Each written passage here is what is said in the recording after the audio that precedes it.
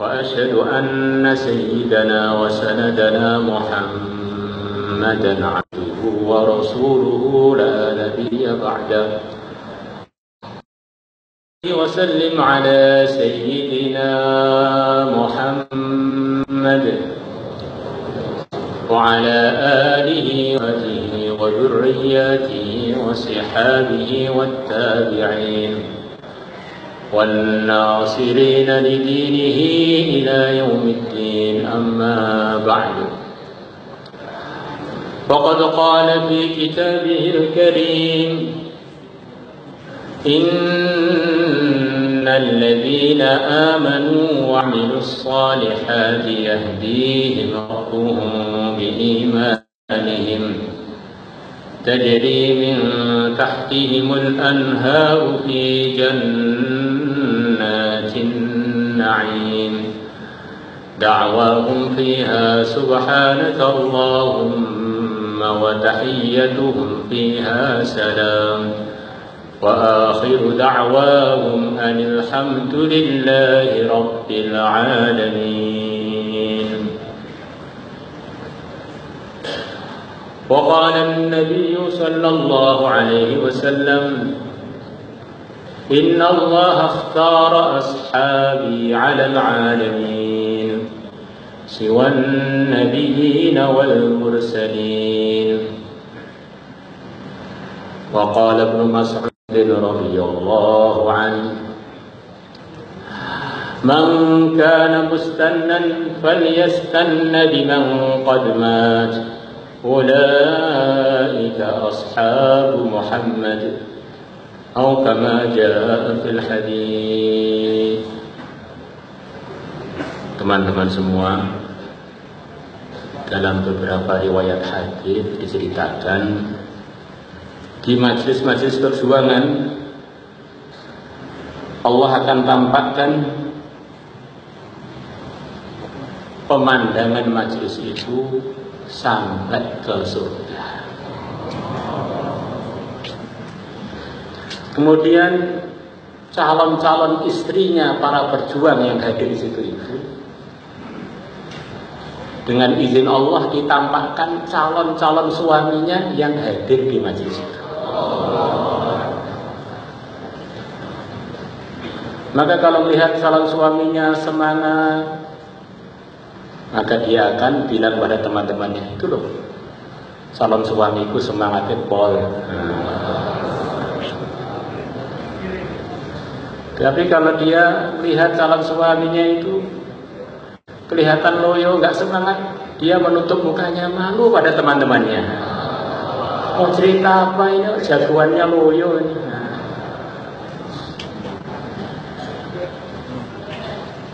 Bidadari itu makhluk para hadirin. Jadi keindahannya diiming-imingkan kepada kita oleh Allah dan Rasulnya. Kata sebagian ulama, maknanya normalnya orang itu tertarik. Kalau nggak tertarik itu nggak normal.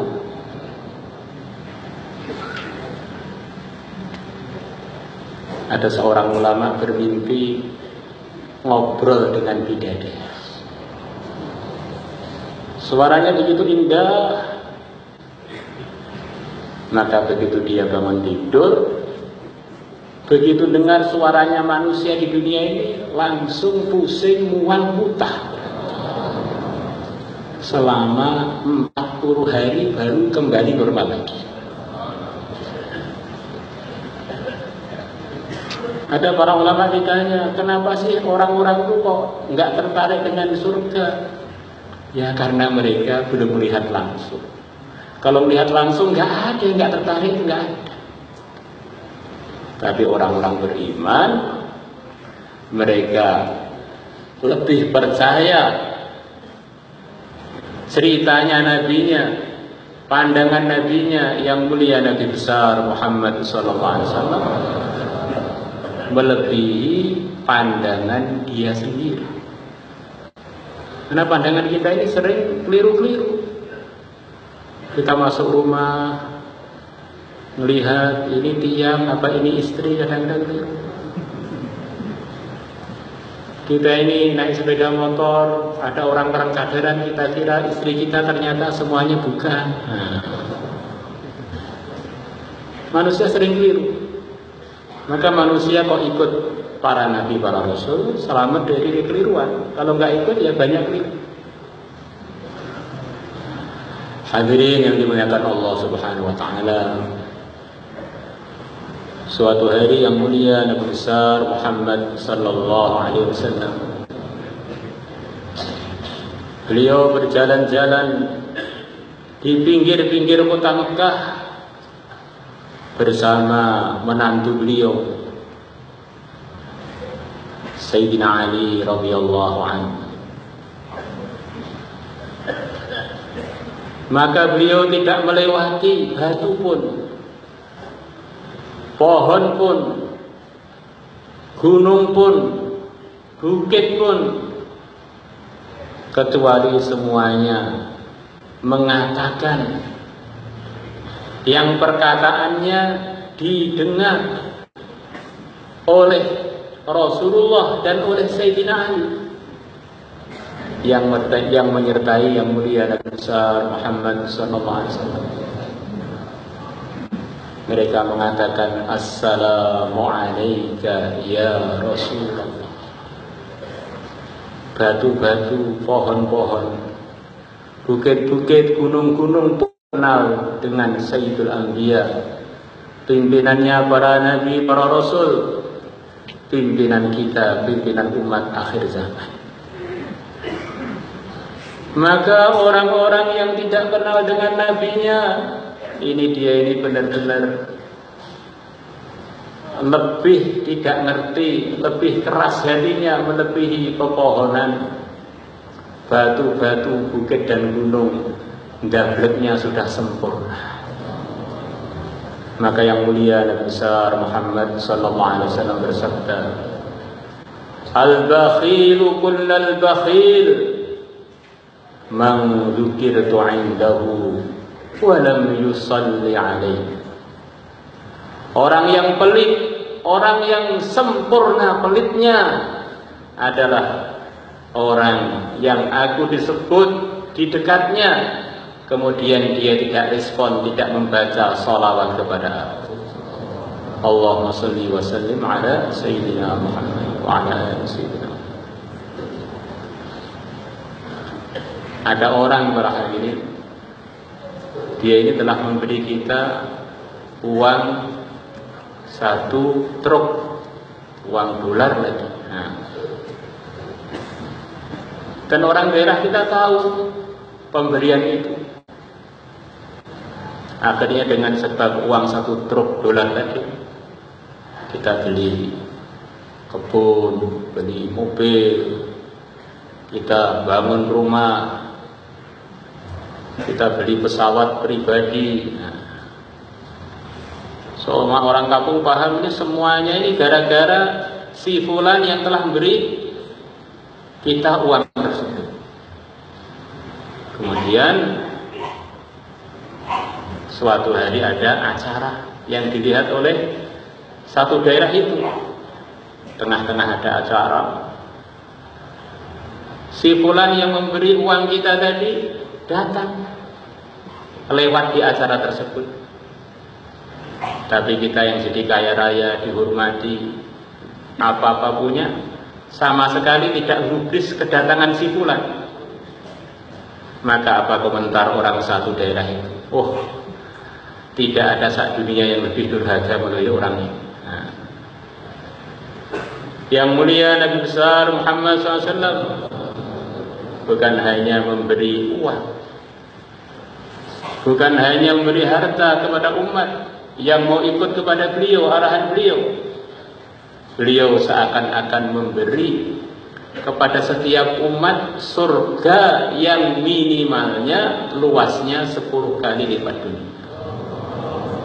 Maka orang yang disebut nama Nabi Sallallahu Alaihi Wasallam nggak gubris, ini untuk menyaingi kendablekannya itu agak sulit. Maka selepas yang mulia Nabi besar Muhammad Sallallahu Alaihi Wasallam hijrah ke Madinah,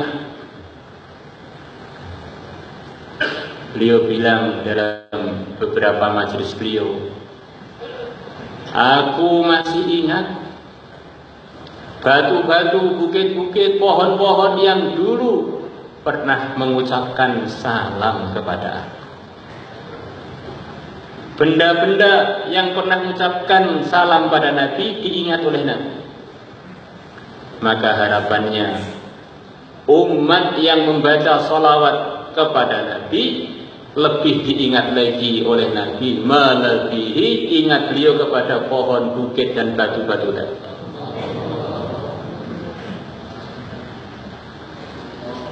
Orang itu kalau ingat Nabi kemudian baca salawat, Allah akan kabulkan doa dia. Oh, dia akan dicintai oleh Allah, dan dia akan dapatkan rahmat khusus dari Allah 10 kali lipat minimal. Dan dia akan dapat doanya yang mulia Nabi besar Muhammad sallallahu alaihi wasallam. Satu amalan dari amalan agama begitu besar nilainya di sisi Allah. Bagaimana kalau seluruh amalan dikerjakan semuanya, tentu saja akan lebih sempurna lagi keberuntungan kita. Ada amalan yang kurang, akan berkurang keberuntungan kita. Ada amalan yang hilang, maka akan hilang keberuntungan kita yang berkaitan dengan amal tersebut. Maka nanti di surga sana ada pintu-pintu surga yang diantara pintunya ada namanya pintu sholat. Orang-orang yang hidupnya terdominasi amalannya dengan sholat, maka dia akan dipanggil dari pintu tersebut, dan dia akan mendapatkan anugerah-anugerah dengan sebab amalan sholat dia. Ada di sana namanya pintu jihad, pejuang-pejuang agama, merisaukan perkembangan, peningkatan amal-amal agama, akan dipanggil dari pintu tersebut, dan dia akan mendapatkan anugerah-anugerah khusus dari perjuangan dia yang tidak didapatkan oleh selain pejuang-pejuang seperti dia. Semoga termasuk kita. Ada orang yang amalannya didominasi zikir, zikir lagi, zikir lagi, zikir lagi, zikir lagi. Maka dia akan dipanggil dari pintu zikir. Dia akan dapat anugerah-anugerah khusus dengan sebab dia punya mujahadah khusus, yaitu zikir. Anugerah yang tidak didapatkan kecuali orang-orang yang berzikir seperti dia. Ada lagi pintu sedekah, hari-hari sedekah lagi, sedekah lagi, sedekah lagi. Dia akan dipanggil dari pintu sedekah. Dia akan dapat anugerah-anugerah khusus dari pintu sedekah. Anugerah yang tidak didapatkan kecuali oleh orang-orang yang ahli sedekah seperti dia. Di sana ada pintu puasa untuk orang-orang yang amalannya yang mendominasi adalah puasa, puasa, puasa, puasa. Maka dia akan dapat anugerah khusus dengan sebab amalan puasanya, yang anugerah tadi tidak akan diberikan kecuali kepada orang-orang yang ahli puasa seperti dia. Setiap amalan itu adalah mujahadah khusus, maka akan mendapatkan anugerah khusus yang tidak bisa didapatkan kecuali dengan amalan itu. Maka Sayyidina Abu Bakar radhiyallahu anhu yang hadir di majelis itu bertanya kepada yang mulia Nabi besar Muhammad sallallahu alaihi wasallam, "Ya Rasulullah, kalau ada seseorang sudah dipanggil dari salah satu pintu yang kau sebutkan tadi, dia sudah masuk surga, sudah beruntung." Yang saya tanyakan, apakah ada orang yang dipanggil dari seluruh pintu surga yang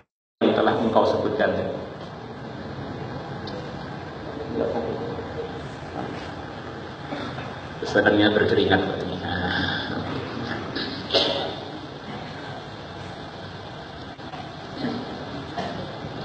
Masya Allah.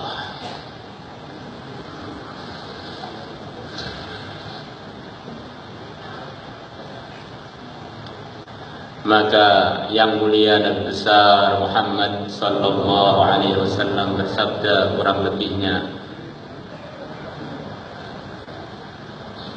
ada kamu termasuk dari mereka. Abu Bakar terkenal, beliau mengamalkan seluruh amalan agama di saf awal.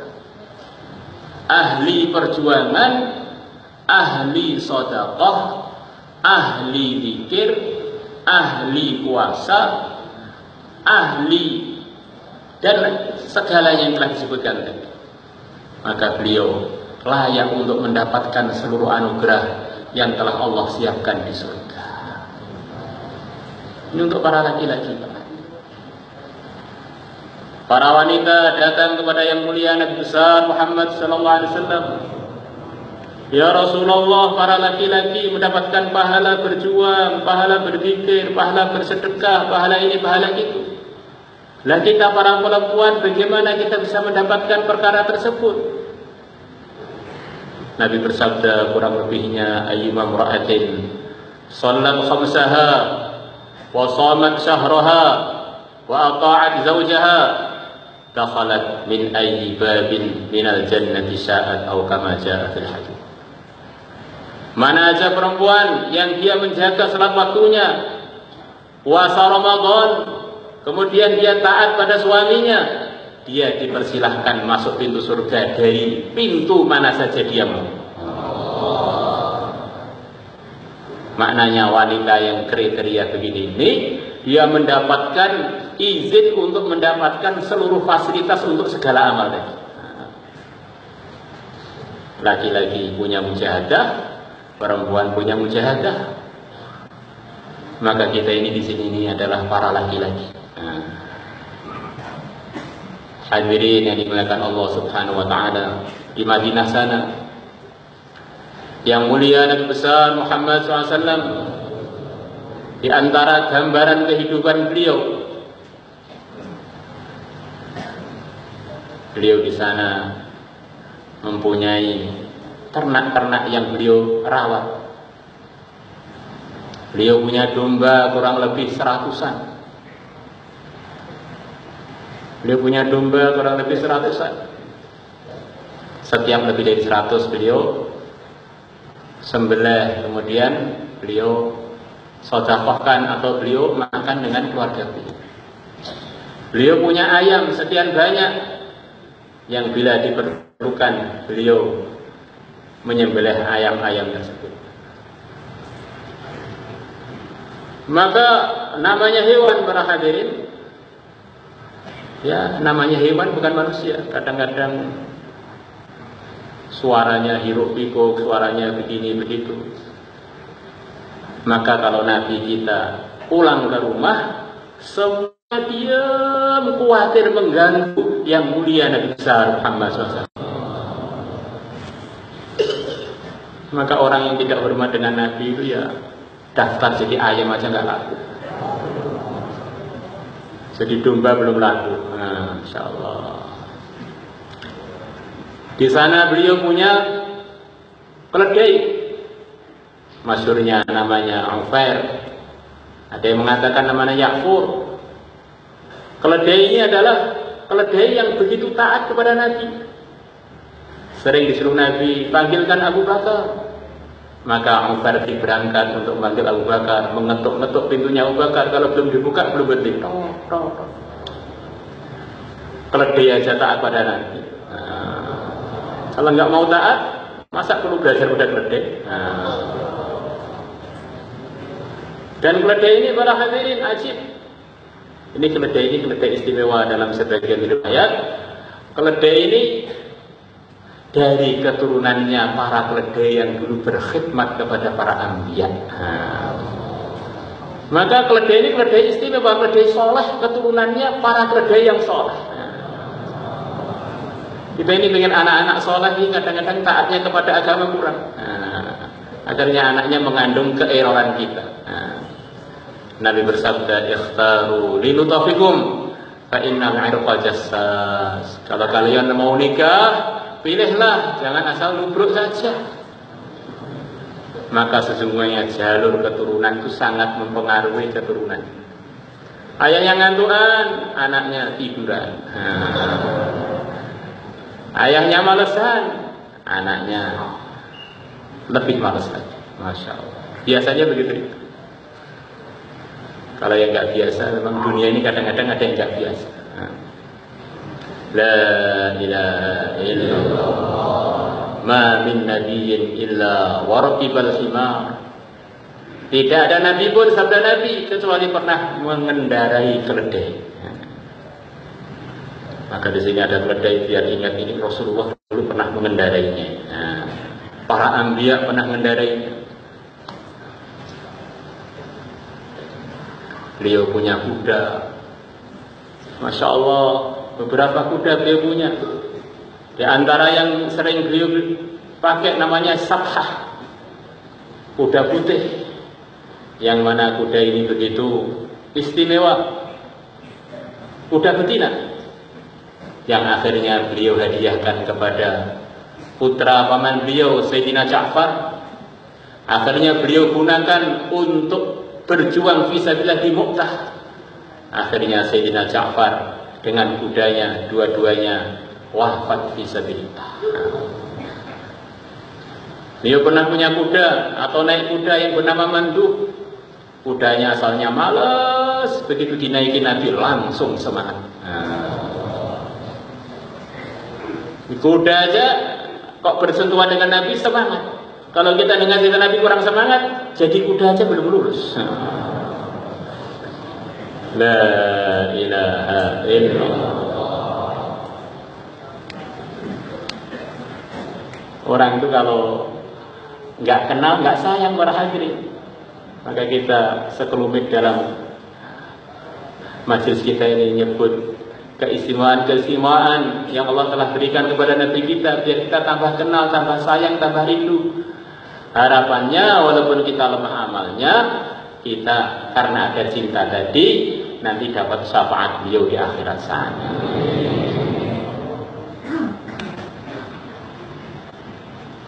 Hadirin yang dimuliakan Allah Subhanahu wa taala, suatu hari telah datang kepada Nabi sahabat yang miskin, yang dia mau walimahan nggak punya kecukupan untuk itu. Miskin sahabat Nabi. Jadi orang miskin yang jadi wali juga ada berarti. Maka nggak usah risau kita ini miskin atau kaya, sudah diridhoi Allah atau belum. Kalau kaya diridhoi Allah baik, miskin diridhoi Allah juga baik. Yang nggak baik itu yang nggak diridhoi Allah. Sudah miskin nggak diridhoi Allah lagi. Kaya nggak diridhoi Allah, ya kaya sebentar akhirnya sengsara selamanya. Masya Allah. Maka ada seorang tanya kepada Syekh Junaid Al-Baghdadi, ada dua orang sama-sama solehnya, satunya kaya, satunya miskin. Ini di akhirat ini lebih tinggi mana derajatnya? Maka Syekh Junaid Al-Baghdadi mengatakan, pertanyaannya keliru itu. Kelirunya di mana? Miskin itu ujian untuk dia, kaya itu untuk ujian untuk dia. Tapi kaya dan miskin itu bukan dia. Maka yang terbaik dari keduanya adalah yang lebih taat kepada Allah. Kalau si kaya lebih taat, si kaya lebih baik. Kalau si miskin lebih kaya, si miskin lebih baik. Lebih taat, si miskin lebih baik. Kaya dan miskin itu ujian. Maka ada nabi yang kaya, ada nabi yang miskin. Itu bukanlah target. Target adalah ridhonya Allah.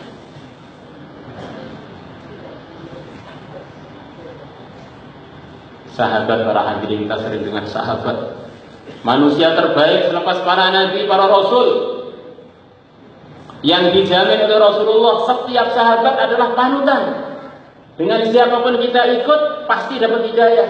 Ashabi kan nujum bi ayyihim muqtadaitum ihtadaitum.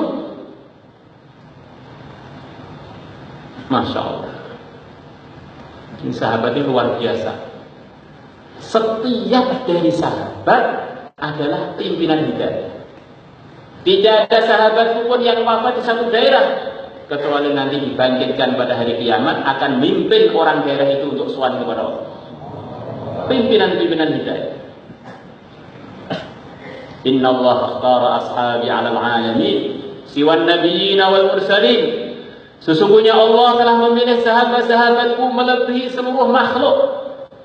Banyak ulama mengatakan alamin maksudnya seluruh makhluk selain para nabi, para rasul.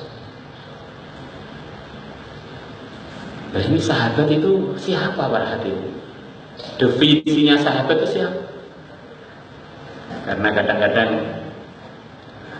orang itu mengatakan sahabat ada yang murtad. Gak ada, kalau murtad bukan sahabat. Nah, sahabat itu sebagaimana yang maksud yang barusan dinukilkan tadi, yang Nabi bersabda, apa saja yang dilakukan oleh sahabat Ibnu Mas'ud pada kalian, terimalah. Wa ma 'ahida 'alaikum Ibnu Mas'udin faqbaluh. Apa yang dipesankan kepada kalian oleh Ibnu Mas'ud, maka terimalah. Beliau mengatakan, siapa yang ingin cari panutan, maka supaya nyari panutan orang-orang yang telah mati, merekalah sahabat-sahabat Nabi Muhammad. Jadi gelar sahabat itu hanya diraih selepas orangnya wafat. Kalau belum, mungkin lulus, mungkin tidak. Maka kata para ulama, sahabat adalah orang yang mengumpulkan 3 hal. Pertama, iman. Siapapun yang tidak beriman, walaupun zaman Nabi, namanya bukan sahabat. Kemudian yang kedua adalah pernah ketemu Nabi dalam keadaan beriman. Jadi kalau pernah ketemu Nabi selepas Nabi wafat baru beriman, bukan sahabat. Kita ini sering mudah marah 6 sifat sahabat. Lah sahabat itu siapa? Pokoknya sahabat. Nah, katanya dunia keilmuan, pokoknya kalau orang sudah pokoknya, keilmuan semuanya hilang. Nah, sudah nggak ada gunanya lembaga keilmuan kalau sudah ketabrak dengan pokoknya. Pokoknya, ngotot, ini bukan mikir, ngotot. Nah, la ilaha illallah. Kemudian yang terakhir, dia wafat dalam keadaan iman. Nah, ini baru lulus jadi sahabat. Maka Ibnu Mas'ud mengatakan, "Man kana mustannan falyastanna biman qad mat." Siapa yang pengen cari panutan, maka supaya mengikuti orang-orang yang telah wafat. Merekalah sahabat-sahabatnya Nabi Muhammad. Ini sahabat itu jadi sahabat selepas wafat. Maka kita ini sebelum wafat husnul khatimah jangan bangga dulu. Maka bangga itu diakhirkan selepas malaikat Israel nyambut nyawa kita. Ternyata bidadari sudah nyambut kita, merangkul kita. Saya senang. Kalau belum kita harus khawatir terus.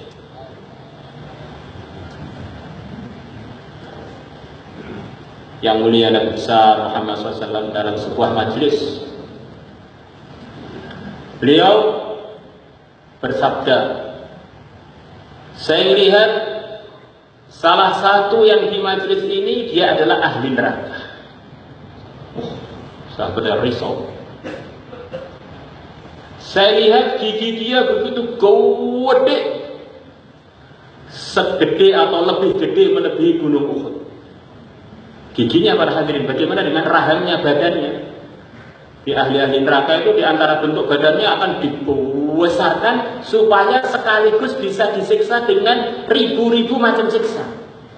Kalau kecil ya keinjak kalajengkingnya cemek para hadirin. Nah, maka perlu dibesarkan biar kalajengking bagian jempolnya atau ini apa itu ular bagian apa lututnya itu biar rata itu, Masya Allah.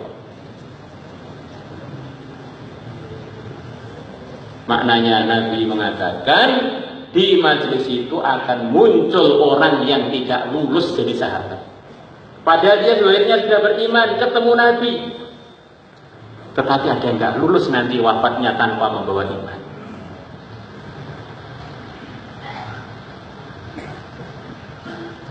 Hadirin yang dimuliakan Allah Subhanahu wa taala, maka orang tadi terus beriman. Akhirnya orang yang hadir di majelis itu satu persatu wafat. Tinggal 2 orang para hadirin. Satunya sahabat Abu Hurairah. Sahabat yang terkenal sangat berjasa menyampaikan riwayat hadis kepada umat. Tidak ada sahabat yang lebih banyak meriwayatkan hadis sampai kepada kita melebihi sahabat Abu Hurairah. Selepas Al-Quran tidak ada kitab yang lebih akurat, lebih sahih melebihi Bukhari. Nah, kitab Bukhari itu tidak ada lembarnya pun mulai juz pertama sampai juz nomor 4, kecuali setiap lembarnya mesti ada hadisnya Abu Hurairah. Jadi yang mendominasi hadisnya Imam Bukhari hadisnya Abu Hurairah. Beliau telah meriwayatkan hadis sampai kepada umat kurang lebihnya 5.272 hadis. Maka Sayyidina Abu Hurairah yang begitu berjasa kepada umat, beliau khawatir jangan-jangan tinggal berdua, jangan-jangan yang mau su'ul khotimah itu saya. Itu sahabat-sahabat manusia yang terbaik itu begitu itu sikapnya para hadirin. Allah Maha Kuasa. Semuanya milik Allah, pemberian Allah. Memberi hidayah juga Allah berkuasa mencopot hidayah. Maka beliau khawatir yang tinggal-tinggal beliau Sayyidina Abu Hurairah dengan Ar-Rajjal. Sampai Nabi wafat pun Ar-Rajjal masih beriman. Maka selepas Nabi wafat ada goncangan di kalangan umat. Muncul sebagian yang murtad, muncul sebagian yang ngaku jadi nabi. Banyak goncangan, yang enggak goncang para masturatnya para sahabat. Ini dalam urusan ini wanita menang para hadirin. Enggak ada ceritanya ada sahabiah yang murtad. Ketika ada goncangan, masturat selamat. Para laki-lakinya apa sebagian luyuran bagaimana goncang, insyaallah. Maka di sana di Yamamah sana ada Musailimah Al-Kadzdzab ngaku jadi nabi. Maka Ar-Rajjal datang pada Sayyidina Abu Bakar. Beliau mengatakan, wahai Amirul Mukminin, saya izin mau datang ke tempatnya Musailimah. Akan saya ajak dia untuk kembali kepada kebenaran. Karena Musailimah ini sudah pernah ketemu Nabi kita dalam hadis riwayat Muslim. Diajak Nabi untuk masuk Islam, dia malah berpolitik, ngajak Nabi bagaimana kalau kita kerjasama kekuasaan dan sebagainya. Memang hatinya itu begitu kerasnya. Ketemu Sayyidul Anbiya yang begitu sempurna. Orang melihatnya kalau nggak terkesan memang kebangetan. Keringatnya saya wangi. Sebagaimana hadisnya Ummu Salamah, kalau Nabi tidur di tempat kami, beliau tidur di alas yang terbuat dari kulit. Kalau beliau tidur banyak keringatnya. Keringatnya menggenang di kulit itu, maka kami mengumpulkannya. Sungguh keringatnya Nabi lebih wangi dari seluruh yang wangi. Kami jadikan untuk minyak wangi dan campuran minyak-minyak wangi yang lain. Ada sekarang orang-orang yang perasaannya hebat yang keringatnya wangi. Maka orang yang meninggalkan Rasulullah kemudian cari pimpinan-pimpinan yang ketiaknya penguk, benar-benar gak pintar para hadirin. Nah, kalau ngomong kasar, goblok gitu ya. Nah, shock. La ilaha illallah. Musailimah memang politikus. Temannya tikus. Ketemu Nabi nggak terkesan, malah ngajak bagaimana kalau kita ini bagi kekuasaan, saya tak bagian ini, bagian itu, nanti kita akhirnya bagi penghasilan dan sebagainya. Maka begitu Nabi wafat, dia punya kesempatan untuk membuat acara-acara kesesatan, ngaku jadi nabi. Maka Ar-Rajjal ke sana katanya untuk berdakwah. Ternyata mentalnya Ar-Rajjal kalah dengan mentalnya Musailimah. Kita ini kalau dakwah untuk menyelamatkan diri kita, para hadirin, jangan sampai kita ini salah jurus. Kita punya kelemahan, kalau di situ malah melemah, bukan malah menguat, malah kita datang ke tempat-tempat yang lemah, akhirnya bukan jadi dakwah, jadi hancur.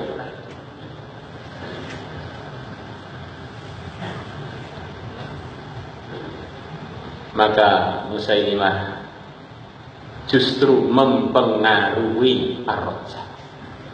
Tingkatan mentalnya Musailimah itu loh, Rasulullah aja diajak kerjasama dalam kesesatan.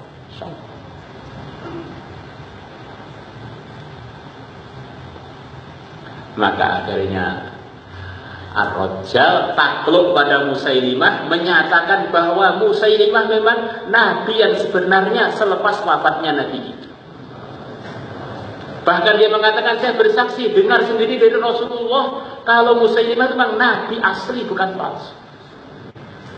Bukan hanya percaya pada Musailimah, malah menyusun hadis palsu untuk menguatkan Musailimah. Akhirnya wafat, mati dalam keadaan tidak beriman, nggak lulus jadi sahabat.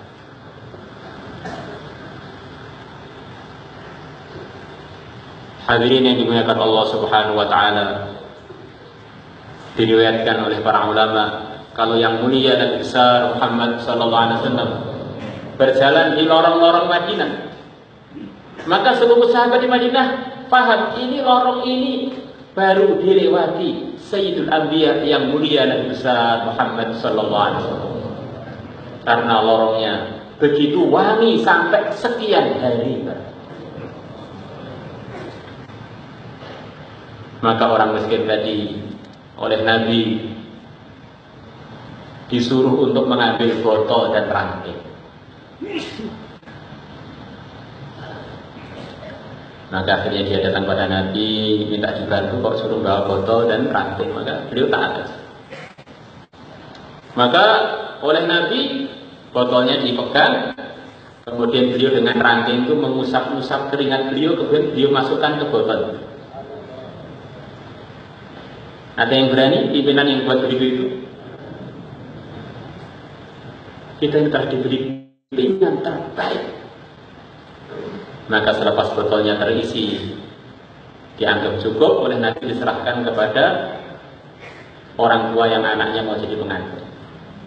Ini nanti kalau acara walimahan, gunakan untuk minyak wangian pengantinnya dan keluarga kamu. Maka akhirnya selepas malam pengantin digunakan untuk itu. Maka semua hadirin yang hadir begitu masuk ke ruangan itu, mereka tanya, ini minyak wangi apa yang kalian gunakan? Benar-benar baunya begitu sedap, kita belum pernah mencium bau yang sesedap ini. Ruangannya wangi, mantannya wangi, mertuanya wangi, semuanya wangi semua. Bahkan begitu semerbaknya wanginya, Allah tampakkan mukjizatnya Nabi. Malam itu seluruh Madinah mencium bau wangi dari rumah tersebut. Kurang lebihnya begitu itu, sampai rumah itu digelari oleh orang-orang Madinah dengan gelar Baitul Mu'attarin, rumahnya orang-orang yang wangi.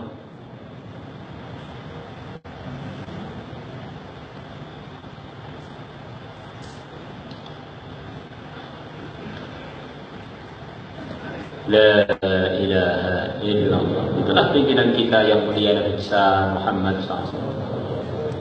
Pimpinannya para nabi, para rasul, pimpinan kita. Hadirin yang dimuliakan Allah Subhanahu wa taala. Ketika Allah telah putuskan untuk mengirimkan manusia ke muka bumi ini, maka Allah sampaikan kepada para malaikat, inni ja'ilun fil ardi khalifah. Para malaikat diberitahu oleh Allah, saya akan menjadikan di bumi ini semacam petugas khalifah yang akan jadi petugas dari Allah untuk mengatur bumi dengan aturan yang sesuai dengan ridhonya Allah. Para malaikat yang diutusnya adalah jenis manusia. para malaikat, mereka adalah hamba-hamba Allah yang suci, yang terbuat dari cahaya, yang tidak pernah berbuat maksiat pun walaupun sekelip mata. La ya'sunallaha ma amarahum wa yaf'aluna ma yu'marun. Hanya taat dan taat, itulah para malaikat. Dan orang ini kalau hidupnya taat, akhirnya di antara anugerah Allah yang akan berikan pada dia akan terang hatinya, akhirnya firasat-firasatnya jarang keliru. Nabi mengatakan, waspadalah kalian dengan firasat-firasatnya orang yang beriman. Sesungguhnya orang yang beriman itu kalau melihat disertai cahaya iman yang dari Allah, yang Allah berikan kepada dia. Maka kalau ada teman kita memberikan nasihat pada kita, walaupun nasihatnya kadang-kadang kurang enak, asalkan itu tidak melanggar agama, nasihat itu, janganlah itu dianggap angin lewat atau kentut lewat.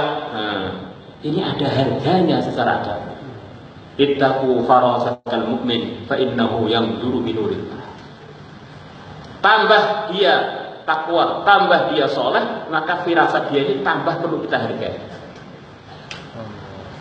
Maka para malaikat berfirasat, apakah engkau akan menjadikan di dunia ini orang yang punya karakter merusak dan suka tengkar sampai bunuh-bunuhan? Ini karakternya manusia berhati. Ataj'alu fiha man yufsidu fiha wa yasfiku dima. Maka kita lihat, kita ini dulu kan anak-anak kecil. Kadang-kadang sifat kecil itu masih nempel juga pada diri kita. Kita lihat anak kecil, barang bagus-bagus ditumpahin, dirusak-rusak. Kakaknya, adiknya, tetangganya yang nggak salah apa-apa dicubit, digigit, diludahi, dikencingi. Anak kecil. Itu karakternya manusia begitu, suka buat kerusakan dan suka tengkar. Bahkan saking sukanya tengkar manusia, mereka menikmati pemandangan pertengkaran.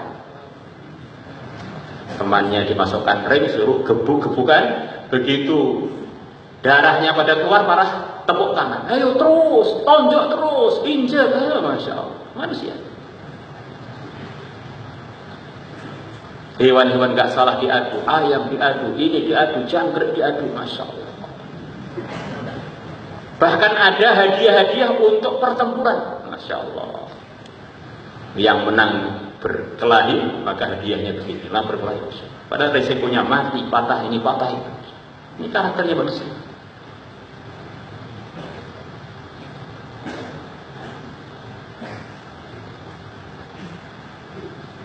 La ilaha illallah. Belum lagi Allah ceritakan karakter manusia yang lain. Innal insana ladzalumun kafar. Sesungguhnya manusia ini suka berbuat yang tidak tepat pada tempatnya dan suka tidak mensyukuri nikmatnya Allah. Waktu bayan ngantuk, waktu ngopi nggak pernah ngantuk. Istrinya sendiri nggak dimutolaah, yang tidak halal dimutolaah malah dimutolaah. Manusia suka berbuat yang tidak tepat. Dulu air yang putih yang sudah difirmankan Allah ada kebaikannya. Allah telah turunkan dari langit air yang di dalamnya ada keberkahan, ada kebaikannya.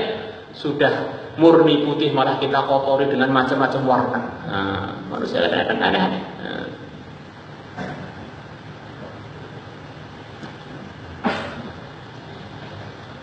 Kafar, suka tidak merasa diuntungkan dengan yang sebetulnya perkara itu menguntungkan.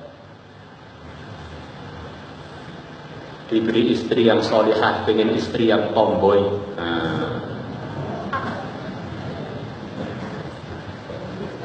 Diberi mobil yang sudah bagus, pengen mobil tetangganya.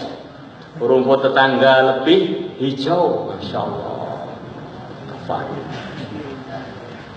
Hadirin, ada pandangan-pandangan yang berpahala. Mandang Ka'bah berpahala, mandang Quran berpahala, walaupun nggak baca, mandang tok berpahala. Mandang istri berpahala. Yang berpahala-pahala yang pasti menguntungkan tidak dilakukan, yang merugikan malah dilakukan. Bahkan dalam kitab-kitabnya para ulama itu dikatakan, andaikan ada orang memandang tiang dia ini dengan pandangan yang salah nafsu pada tiang, dia nggak boleh mandang tiang. Mungkin saking banyaknya gizi dia mandang tiang dari nafsu, nggak boleh mandang tiang, harus godul basah dari tiang.